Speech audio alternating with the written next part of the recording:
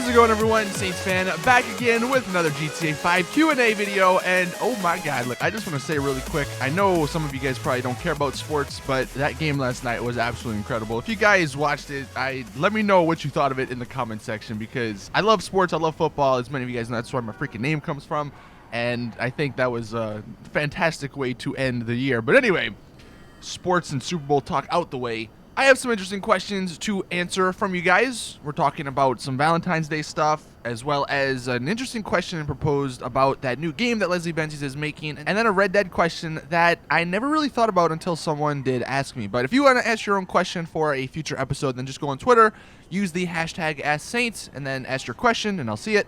But hopping in to the first question from Cool, do you think we could be getting the Valentine's Day DLC this week, or in this week? So, one thing, Valentine's Day is next Tuesday. If anything, like if they are going to be doing a new DLC for it, then I would expect that Tuesday, tomorrow, they'll give us a newswire and tell us about it. The thing I never realized, and I guess because I don't really pay attention to the stuff that much, all the Valentine's Day stuff is in the game. And I've even seen people who made new accounts that weren't in the game last year or 2 years ago when the original Valentine's Day stuff came out. It's in the game for them too, so it's not like you had to be there to buy it. Like, anyone can buy the 2 different Roosevelts, and they can buy all the Valentine's Day clothing and masks. When normally, or last year at least, or 2 years ago, it wasn't delayed, but it was time limited. It was time exclusive, so you could only get it if you got on during the few weeks that it came out. So I never realized that. So there is really nothing that they could bring back. Like, there's nothing. It's not like the Christmas DLC that goes away and they could bring it back each year.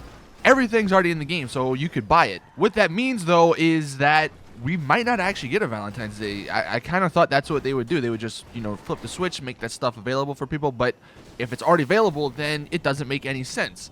Someone was like, are we going to get a third Roosevelt?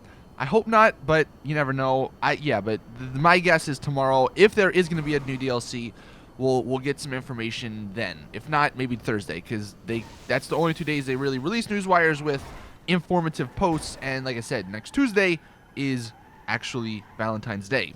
Next question from Braden: do you think that Leslie Benzies' game Everywhere will be out before the next GTA game, so before GTA 6?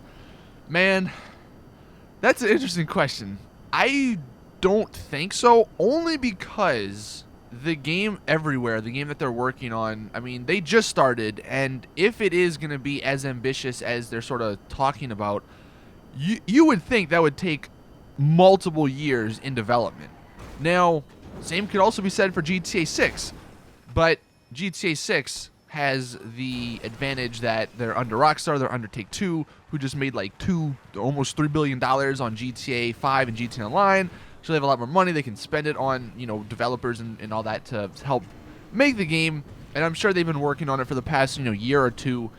I don't know. It is going to be interesting, though, because when, both of these games come out, if they do come out at a similar time, I don't know what's going to happen. Just because of the name recognition from Leslie Benzies and how he was the head of GTA for so many years, basically from the start.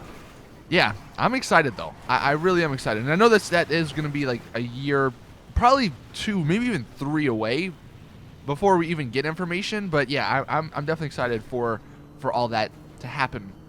Nathan, do you play other games other than GTA 5? So that's a question that I don't really answer that often, but I do. At the moment, if you are friends with me on Steam, I play a lot of Rocket League. I absolutely love Rocket League.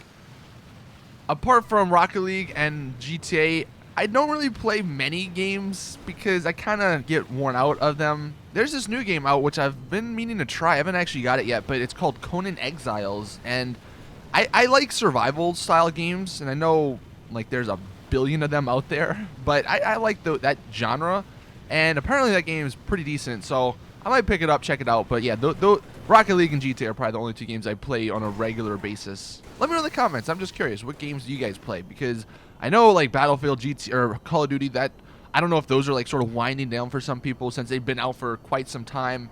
So I'm just curious, besides GTA, like, what's your game of choice? Colt, do you think that a spy-themed update would be cool? Me and my friends were debating the idea. This is actually, like, out of all the DLC concepts, I don't know if we've ever talked about or discussed a spy-themed update. The only downside and the only way, or the only reason I would say it wouldn't work for GTA is because GTA is not a stealth-based game, so I don't really know exactly what a spy-themed update would include. I mean, if you're talking about, like, they could have some spy-themed clothing, and I'm sure they could do some cool cars and all that, but yeah, I don't know how it would really work, you know? That's the only thing I can say regarding a spy-themed update, because, I mean, we don't even have a freaking crouch button, you know? It's like you just lean over slightly. So I don't really think I don't think GTA is really geared towards spying and stealth. Expose9 says, why would Rockstar make another car-based DLC right after the import-export update? So I'm assuming you're talking about the video I made yesterday where I said, you know, there could, and this was like it's just speculation, as a rumor, but there was that unused warehouse, I guess, and, you know, that could mean there might be a new DLC with some new cars and a new warehouse coming. But I think, here's the thing. You asked the question, why would they make another car-based DLC? Cars sell. You know what I mean? And there's an unlimited amount of cars they could make.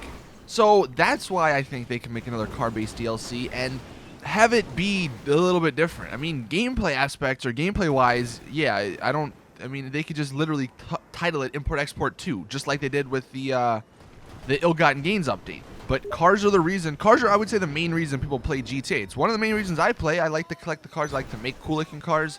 I like to drive the cars. So having more cars in the game, more places to store the cars, you know, and just adding on to the car environment. Look, Import Export DLC is one of the best. It's probably the best DLC, I would say, in terms of gameplay, cars, like everything. It's one of the best. It's so much more fun than CEO crates. It's so much more fun than the MC businesses. And if they just want to add on that, I'm fine with that because it's so good. So I don't have a problem with it. And I think that's why they could totally do another car DLC so soon. Neva Flow, how do you think the no character transfer will affect players? This is an interesting topic. I think we're going to see something like after March 6th. GTA is going to be a little bit different. They already had that one massive ban wave on the PS4 and I guess all the other consoles and platforms as well, where they deleted a bunch of modded accounts. Like, people had $2 billion and a lot of them got deleted. And I think that's going to happen again. Now that you can't transfer, like after March 6th, on the consoles at least, you're not going to be able to get $2 billion. If you already have an account, you'll keep that, but you won't be able to get a new account. So if they're stopping that, right? And once they stop it, if they then go ahead and do another sweep and they delete all the people's accounts with $2 billion, that's a lot. You know what I mean? So how do I think it's going to affect the players? That's one way, but I also think, I don't know if that's a good thing, because despite what you think about modded money and all that, there are a lot of people that play GTA Online simply because they have $2 billion. And if they don't have that modded account, if they don't have the $2 billion, they're not going to play GTA Online.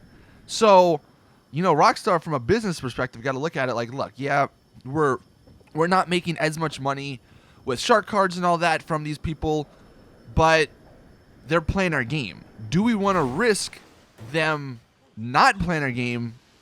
And, I mean, the other side of the coin is that the people that have modded accounts, are they really going to go out and buy shark cards if they don't have modded accounts? I don't think they will. I think they'll just stop playing the game. So, I don't know. It's going to be an interesting dynamic for sure what happens after March 6th. And I don't know if it's going to be good or bad, because it could go either way. And then the last question from the Majestic Lemur. This is the one about Red Dead Redemption. Do you think that due to the expanded map in Red Dead Redemption 2, the player amount in online will get any bigger than 30?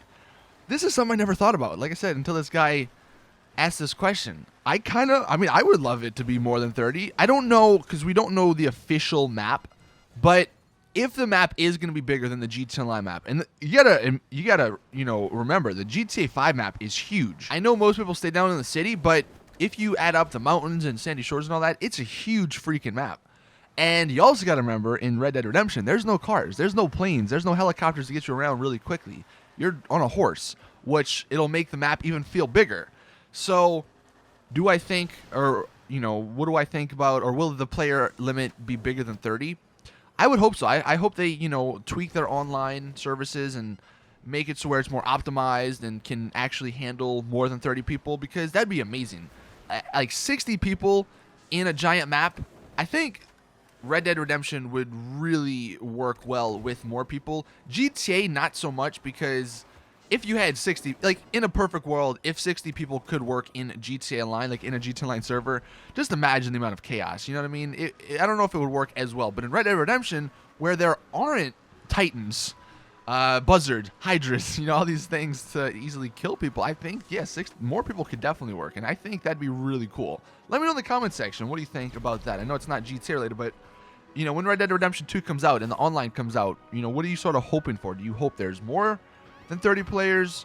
Do you hope that, and this isn't part of this dude's question, but do you hope that it goes back to like Red Dead Redemption, where you didn't really see people on the map unless you were near them, and they had the voice proximity chat? Like, sort of what do you think about the online version, or what are you expecting? So let me know in the comment section. That is it with this Q&A, though. Thank you all for watching. Thank you all for asking these questions.